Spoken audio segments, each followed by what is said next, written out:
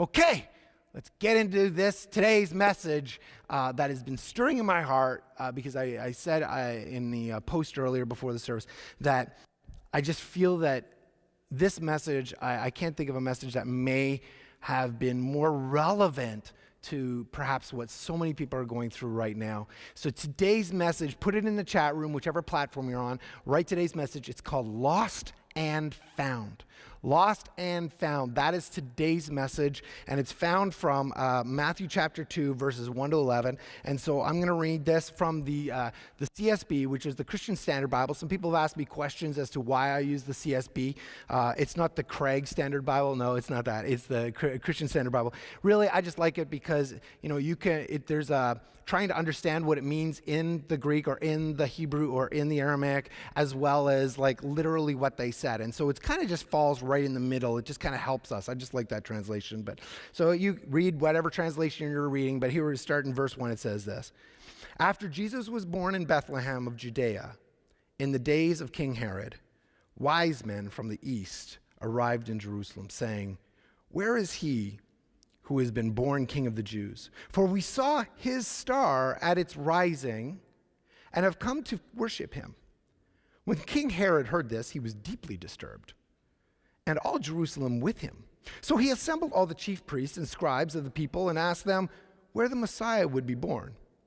"In Bethlehem of Judea," they told him, "because this is what was written by the prophet, and you, Bethlehem, in the land of Judah, are by no means least among the rulers of Judah. Because out of you will come a ruler who will shepherd my people Israel." Just a bit of a shout out. You may want to catch this verse for a podcast coming up sometime soon. Anyways, verse 7 says, "Then Herod secretly summoned the wise men and asked them the exact time the star appeared. He sent them to Bethlehem and said, 'Go and search carefully for the child. When you find him, report back to me so that I too can go and worship him.' After hearing the king, they went on their way, and there it was, the star they had seen at it rising. It led them until it came and stopped above the place where the child was. When they saw the star, they were overwhelmed with joy. Entering the house, they saw the child with Mary, his mother, and falling to their knees, they worshipped him. They opened their treasures and presented him with gifts, gold, frankincense, and myrrh." Maybe you want to put this in the chat room. What Christmas movie is not Christmas unless you watch it?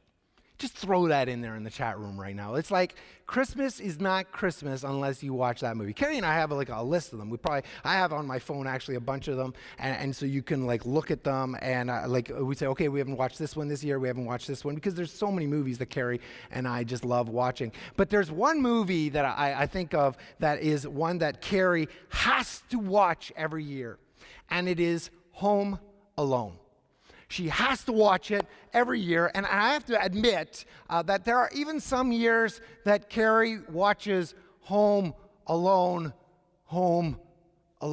right? Because, as I said, it's one of Carrie's must-see movies. I want to tell you, Carrie loves the movie, and I love Carrie. So I just have to I watch it with her. This year, I watched it with her. I can't say I do that every year, but this year, maybe because of quarantine, maybe because of pandemic, I'm not sure, but we watched it together. But one of the iconic scenes that I just always look forward to seeing is when Kate McAllister, who's played by Catherine O'Hara, she is sitting in the plane, and she's trying to figure out what's going on, and she's like, "I'm missing something. Something didn't happen. Something happened." And then you get that freeze frame, and she's just like right there, and she goes, "Kevin!"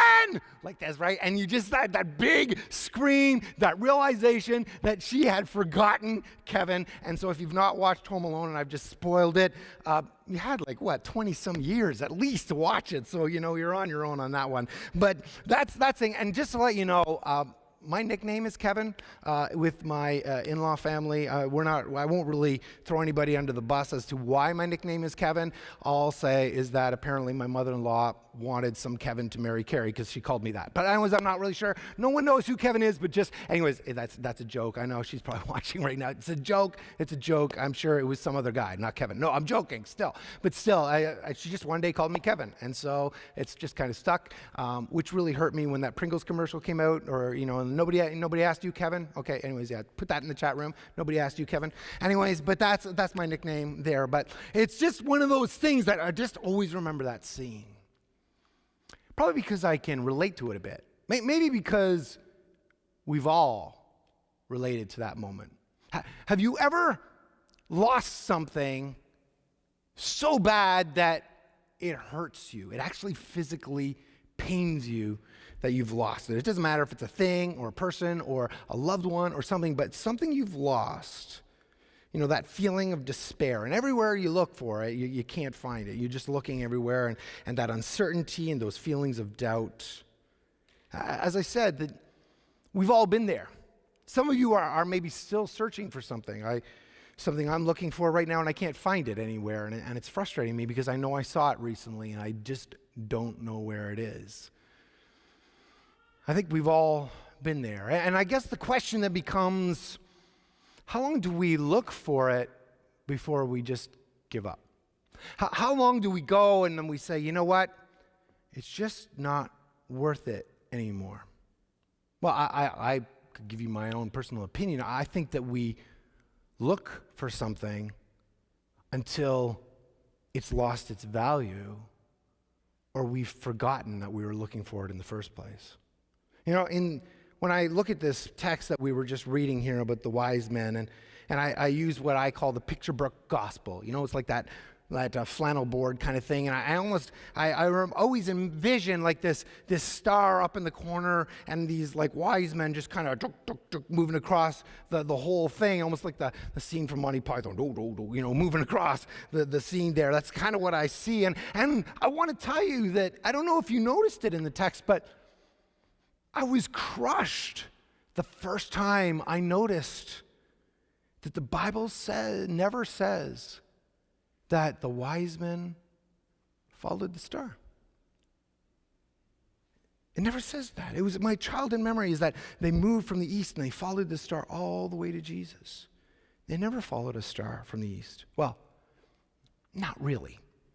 Maybe let me break it down a bit, because I think that with us understanding it, you may not feel so alone in maybe what you're going through right now. Verse 1, it says this, verse 1 and 2, it says, after Jesus was born in Bethlehem of Judea in the days of King Herod, wise men from the east, catch that, in the east, arrived in Jerusalem, saying, where is he who had been born King of the Jews? For we saw, catch this, the word saw means we stared at. It's not saw like, cool, falling star. It wasn't a falling star. They saw it, they stared at it. It was long enough that they had known exactly where they needed to go to get to it. They stared at it. It was there. It says, for we stared at his star at its rising and have come to worship him. Okay, now, you got to follow me for a few minutes here. It doesn't matter whether you're in Jerusalem, Chilliwack, Ontario, Upper Rubber Boot. It doesn't matter where you are. What I'm about to tell you applies to anywhere in the world. So follow me here. It says that the wise men came from the east, which means that as they were going to Jerusalem, it means that they were east of Jerusalem, which means they had to be heading west. So in order to go to where the star was, they had to walk west. And I want to let you know that west is the other direction of east. I know that because Carrie and I just drove like 4,500 kilometers across from east to west. And then it says that the star they saw had at its rising. It's literally the dawn of it. So whatever it was, that celestial sign came up from the west. But the sun comes up from the east. A little bit of science here for you. All of the stars rise from the east and they go to the west. The world is spinning and everything goes this way. Yet there's something different that happens because something rises from the west, not the east. And that's what piqued their interest. They said, what is that? And to them, they knew that as being the dawning of the new king of the Jews. And so they started heading west because something different happened. Has God ever done something different for you? Come on, be honest. In the chat room, say yes if he has. Come on, just declare. You don't have to say what it is yet. Just say yes. If you've seen God do something different, I've seen God raise a man that had been dead for 42 minutes. I've seen God do something different. I've seen someone in a funeral, of all things. I did a funeral and someone else died in a funeral. Not really cool. You don't want to do a twofer in that, okay? But someone else, cardiac arrest, out for like 5 minutes, comes back up, does not want to get on the gurney, walks out with an empty gurney. I can tell you. I'll tell you the whole story later on. But that's the truth. I've seen God do things different. I've seen God heal people in front of my eyes. I've seen God restore marriages. I've seen God supply. I've seen the mystery checks that come out or the money that just I've seen it. Have you seen God do something different? Put it in the chat room maybe. 1 word or 2 words. Just declare right now. Give God glory for what he has done different. It was different. It was different. Everything from the east, whoa, this is from the west. Something's going on. But they didn't follow the star. They didn't do that star thing. Well, not yet. Because whatever they saw, they lost it. It was gone. When you read the text again, you'll know I'm right. That's why they went to Jerusalem. They lost it. They saw it. And then it was gone. I really feel in my heart I need to tell you right now that sometimes you need to hold on to what he's done until he does it again. Sometimes in that valley in between what he's done and what you're praying for him to do, you got to hold on. You got to hold on knowing that he's done it, believing that he's going to do it again. Because this whole series is on glow. And I want to tell you as we look at this story, sometimes the only light that you're going to have in the darkness that you may be facing is the memory of the light that you had at one time. You'll need to go back to that moment where you saw something different happen. Just like the wise men. The wise men were the epitome of what was found in 2 Corinthians chapter 5, verse 7, where Paul says, we walk by faith, not by sight. Sometimes we have to walk in what we remember, not walk in what we see. Sometimes our faith, friends, is going to be the only light that we have. It's going to be the only thing that we can hold on to in the midst of the darkness, and it's so dark, and that's why I said earlier about the shepherds being in the midst of darkness, and boom, it says that all of these angels appeared. And then they said, do not be afraid. Well, I'd be pretty afraid. I'd be pretty afraid in that moment. But in the midst of that darkness, they had a moment. Friends, sometimes you don't even get that moment. Sometimes the moment is what you had, and then you're going to have to hold it and endure it to get through to the other side. And it says in verse 9, it says, after hearing the king, these are the wise men, it says they went on their way. I love these words. And there it was. The star they had seen at its rising. It led them until it came and stopped above the place where the child was. And there it was. You know what I love that it doesn't say? And then it reappeared. No, it didn't reappear. It was always there. They just couldn't see it from where they were. They couldn't see it from where they were. They had seen something rise, and then, as I said, everything turns, and so they lost it. But it didn't move. It waited for them. it was always there.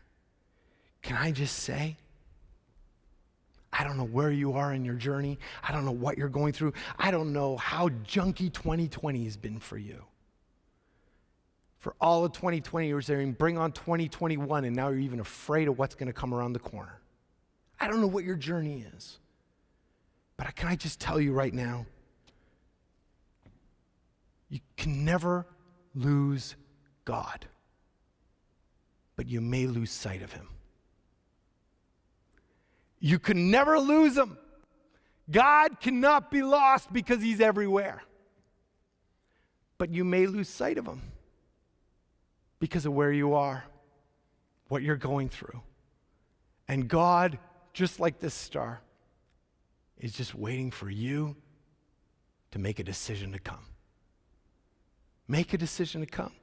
When I think of the story of the prodigal son, and it says when the son came to his senses, when the light went, the son left where they were and basically started heading back towards the star. But I love this. It says when the father saw him, he ran. He ran to his son. Friends, I don't know what darkness you're going through. I don't know how lost you may feel. You may be feeling like you've been wandering, but I love this. It said, that quote that says that all who are wandering are not lost. But friends, you may be feeling like you've been wandering. You may be feeling like you've lost it. It's like trying to look for the North Star in a cloudy day. And by the way, Chilliwack, you got a few of those, okay? Maybe that wasn't told me so much before Carrie and I came. You got to fill a few cloudy days here, a few rainy days. But you're trying to find the North Star, but you're waiting. The clouds are just, but you know what? The clouds are just here. They're not somewhere else. The North Star doesn't go away. The star didn't go away. They just needed to reposition themselves. And what I love when we look at this is, how did they do that? They went to where they last saw the star. They just followed not the star, they followed the memory of where the star was. And friends, some of you today, you may be saying, I've lost touch with God. I remember a day when I would pray and I would feel his presence. I would read his word and I would feel the words jumping off the page. I'd be praying for somebody and I'd see them healed. There were days, I remember those days, but they're lost. But God is not lost. He's just waiting for you to come back to where he was. And then it says this, I love this. It says, it led them. Finally, after this long, long journey in darkness, in dealing with a corrupt king, which, by the way, you may want to hang around during that Zoom, come in on that Zoom meeting tonight, because I have something that I didn't put in this message that I just want to share with you about that story. It says that the star led them. After all of that, after that decision to go back and see, or go and find out where it last was and finally find it again, finally, now they had the chance to actually follow the star. And it says that it stopped where Jesus was. I want to tell you, Jesus himself says it in John 14. You put this in the chat room. The light, meaning truth, will always lead you to Jesus. Truth will always lead you to Jesus. All truth is God's truth, and it will lead you there. And then verse 10, I love this. It says, when they saw the star, they were overwhelmed with joy. Probably, other than the Kevin scene, probably the only other scene that I just can't wait to watch is when, right at the end of the movie, after the craziest escapade of all sorts of crazy pranks and whatever, and the pain of what the mother went through, she's in the house, walking around trying to find her son. Kevin comes down. Kate comes around the corner and she sees her son and she gasps. It's such a moving moment for me as a parent, as a grandparent, to see your child.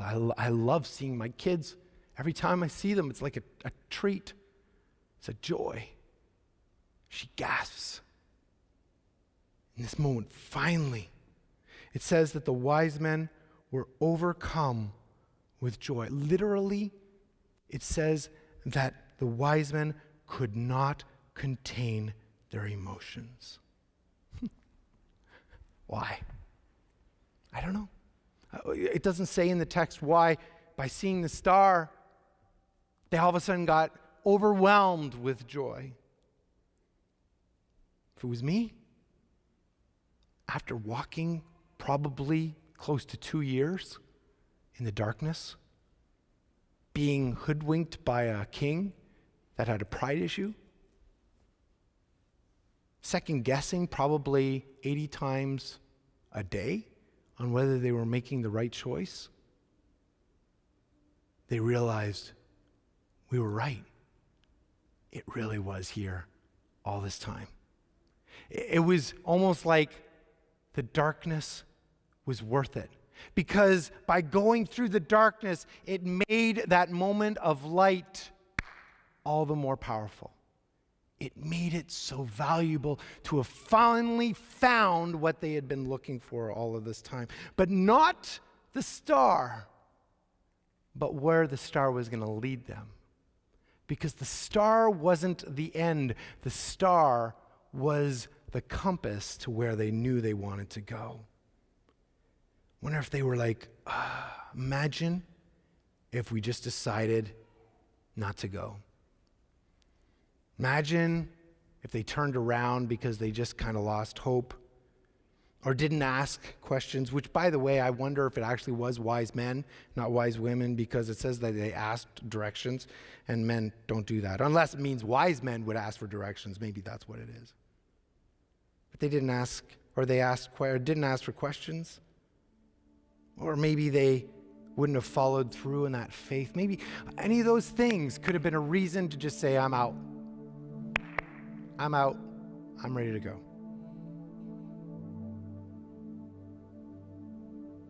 But you see, these wise men, they knew that there were so many reasons to stop looking.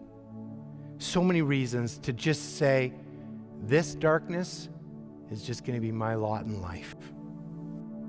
But they realized it was worth it to push through to the other side. I don't know what darkness you're facing.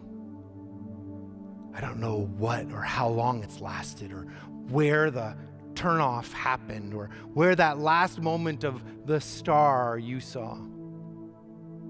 But here, in this little part of the story that maybe we've never really tried to associate to ourselves, as we're nearing the end of 2020, this story may be the most pertinent story of the whole entire thing.